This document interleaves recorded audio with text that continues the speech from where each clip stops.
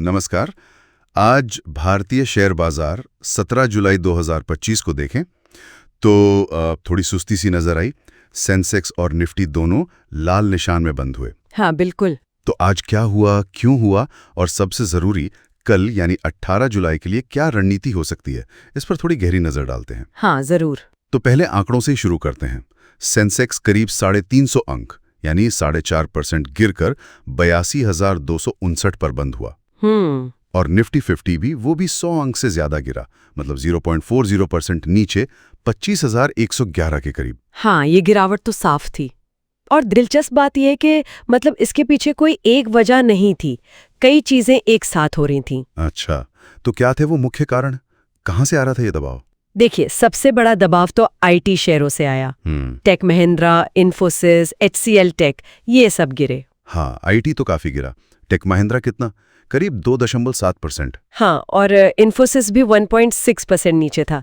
फिर बैंक शेयरों में भी कुछ दबाव था। हालांकि SBI थोड़ा संभला हुआ था, सिर्फ 0.35% ही गिरा। लेकिन ओवरऑल फाइनेंशियल सेक्टर कमजोर था। हाँ, कह सकते हैं मिला जुला सा था, पर मजबूती नहीं थी। फिर दूसरा कारण वैश्विक है। अमेरिका में फेडरल रिजर्व के चेयरमैन जेरोम पॉवेल, हाँ, उनके कार्यकाल को लेकर, बिल्कुल, उसको लेकर जो अनिश्चितता बढ़ रही है ना, उसका असर दिखा ग्लोबल मार्केट्स पर भी और यहाँ भारत में भी। निवेशक थोड़े क्या कहते हैं, सतर्क हो गए हैं। और बाजार में कारोबार कैसा रहा, वॉल्यूम वगैरह? हाँ, ये तीसरा पॉइंट है। आज ना बाजार में वॉलेटिलिटी कम थी और वॉल्यूम भी ज्यादा नहीं थे। अच्छा, हाँ, असल में साप्ताहिक ऑप्शंस का टर्नओवर तो करीब 36% गिर गया। ओह, इतना? हाँ, इसकी एक वजह शायद वो लिक्विडिटी की कमी हो सकती है, जेन स्ट्रीट वाले प्रतिबंध के बाद, और शायद निवेशक भी थोड़े सुस्त हैं अभी। मतलब खरीदारों में उत्साह कम है? हो सकता है। और चौथा, एक और बात है, निवेशक अमेरिका भारत व्यापार वार्ता पर भी नजर रखे हुए हैं। हाँ, उसका इंतजार तो है। जब तक उस पे कुछ साफ नहीं होता, बाजार में एक हिचकिचाहट सी है। तो कई फैक्टर एक साथ काम कर रहे हैं, घरेलू, वैश्विक, लिक्विडिटी, खबरों का इंतजार। अच्छा, अगर हम कुछ खास शेयरों की बात करें, आईटी और फाइनेंशियल के अलावा, मिड कैप, स्मॉल कैप? हाँ जरूर। मिड और स्मॉल कैप में ना मिली जुली तस्वीर थी। कुछ शेयर तो खूब चले, जैसे थर्मैक्स, वो तो 8-9% उछल गया। अरे वाह। हाँ, सोना BLW, AWL, एग्री, ये भी अच्छे चले। लेकिन दूसरी तरफ भारत डायनामिक्स, BSE लिमिटेड, इनमें गिरावट आई। और रिलायंस भी, वो भी करीब 0.5% नीचे था। ओके, तो इस सब को देखते हुए बाजार का मूड कैसा लग रहा है, सेंटिमेंट क्या है? देखिए, अगर बड़ी तस्वीर देखें तो ग्लोबल फंड्स का जो पैसा आ रहा है उसमें थोड़ी सावधानी दिख रही है। भारत अब उनकी एशिया पैसिफिक लिस्ट में चौथे नंबर पर आ गया है। पहले ऊपर था। हाँ, तो शायद 2 महीने से बाजार एक रेंज में है ना, कंसोलिडेट कर रहा है, तो फंड मैनेजर थोड़ा रुक कर देख रहे हैं। और जैसा हमने कहा, डेरिवेटिव्स मार्केट भी थोड़ा पतला है, वो भी इशारा करता है कि शायद बड़े खिलाड़ी अभी ज्यादा रिस्क नहीं लेना चाह रहे हैं। समझ गया। तो ये तो हुई आज की बात। अब कल के लिए क्या देखें? 18 जुलाई ट्रेडर्स के लिए क्या सलाह है?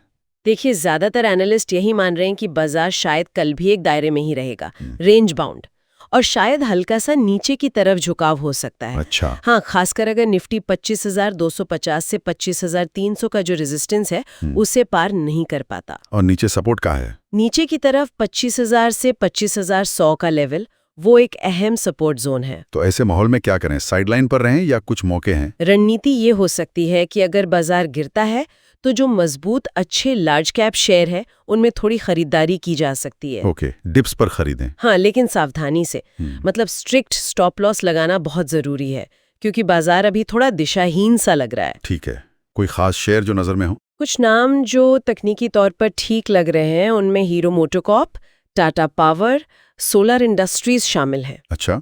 और मिड कैप में जैसे थर्मैक्स या AWLI, एग्री, जिनमें आज अच्छी तेजी दिखी, उन पर भी नजर रख सकते हैं। बिल्कुल ठीक है। और किन बातों पे ध्यान देना होगा कल? सबसे जरूरी तो ग्लोबल संकेत है। फेड से जुड़ी कोई खबर या ट्रेड डील पर कुछ अपडेट आता है या नहीं, और इंडिया विक्स यानी वॉलेटिलिटी इंडेक्स, उस पर भी नजर रखें। और लेवल्स याद रखें। निफ्टी के लिए ऊपर 25,250, 25,300 और नीचे 25,000, 25,100। बिल्कुल। तो कुल मिलाकर बाजार अभी कंसोलिडेशन मोड में है, थोड़ा ठहरा हुआ है। निवेशक सतर्क हैं और बड़ी खबरों का इंतजार कर रहे हैं। कल के लिए रणनीति चुनिंदा खरीदारी की हो सकती है, लेकिन रिस्क मैनेजमेंट सबसे पहले। हाँ, सही कहा। और यहाँ एक बात सोचने वाली है, जब बाजार इस तरह रुकता है, वॉल्यूम कम होते हैं, तो क्या ये सिर्फ बड़ी घटनाओं का इंतजार है या ये निवेशकों की मानसिकता में किसी गहरे बदलाव का संकेत दे रहा है? दिलचस्प सवाल है। खासकर जब हम देख रहे हैं कि ग्लोबल फंड फ्लो कम हो रहा है, डेरिवेटिव्स मार्केट सुस्त, ये देखना वाकई दिलचस्प होगा कि ये ठहराव किस तरफ जाता है। बिल्कुल। इसी विचार के साथ आज की बातचीत यहीं खत्म करते हैं।